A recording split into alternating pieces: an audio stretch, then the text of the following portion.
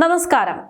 ഗുരുവായൂർ ക്ഷേത്രത്തിലെ വിവാഹം മുടക്കിയെന്ന നാടകത്തിനു ശേഷം ഇപ്പോൾ സുരേഷ് ഗോപിയെ തളർത്താൻ പുതിയ വജ്രായുധവുമായി രംഗത്തേക്ക് എത്തിയിരിക്കുകയാണ് സൈബർ പോരാളികൾ. വിഷയം ലൂർദ് പള്ളിയിൽ സുരേഷ് ഗോപി സമർപ്പിച്ച സ്വർണ്ണ കിരീടം.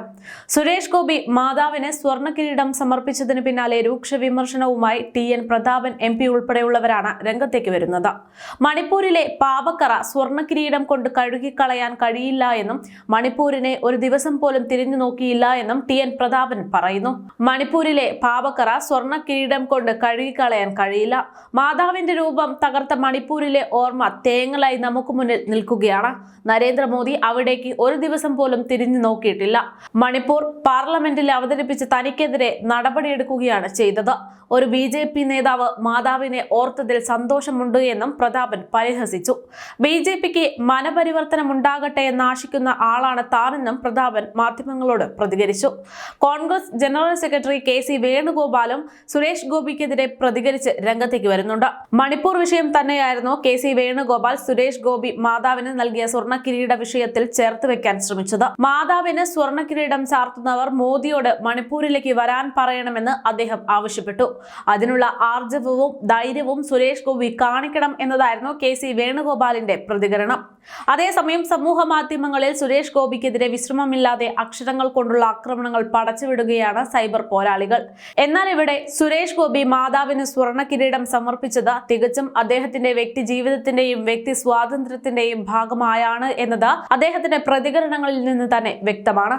തന്റെ വിശ്വാസത്തിന്റെ ഭാഗമായി അദ്ദേഹം ചെയ്ത ഒരു കാര്യം, അതിനെയാണ് യഥാർത്ഥത്തിൽ ഇവിടെ പലരും ചോദ്യം ചെയ്യുന്നത്. ഒരു വ്യക്തിയുടെ വ്യക്തി ജീവിതത്തെ രാഷ്ട്രീയത്തിലേക്ക് വലിച്ചിഴച്ച് രാഷ്ട്രീയ വിവാദം സൃഷ്ടിക്കാൻ ശ്രമിക്കുകയാണ് ഇവർ എന്നത് ഇവിടെ വ്യക്തമാണ്.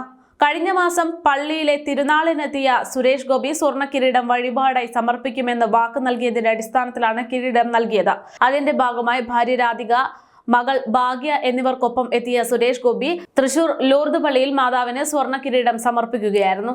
5 പവൻ സ്വർണത്തിൽ 17 ദിവസം കൊണ്ട് ആനന്ദൻ ആചാരിയാണ് കിരീടം നിർമ്മിച്ചു നൽകിയത്. കഴിഞ്ഞ ദിവസം രാവിലെ 10:30 ലൂർദ് പള്ളിയിൽ സുരേഷ് ഗോപിയും കുടുംബവും എത്തി ഇത് സമർപ്പിക്കുകയായിരുന്നു.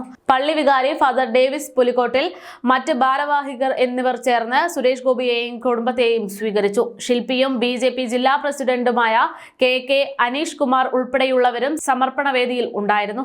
മകളുടെ വിവാഹത്തിന് മുന്നോടിയായിട്ടാണ് സ്വർണ്ണ കിരീടം താൻ സമർപ്പിച്ചതെന്ന് സുരേഷ് ഗോപി അതിനു പിന്നാലെ പ്രതികരിച്ചിട്ടുണ്ട്.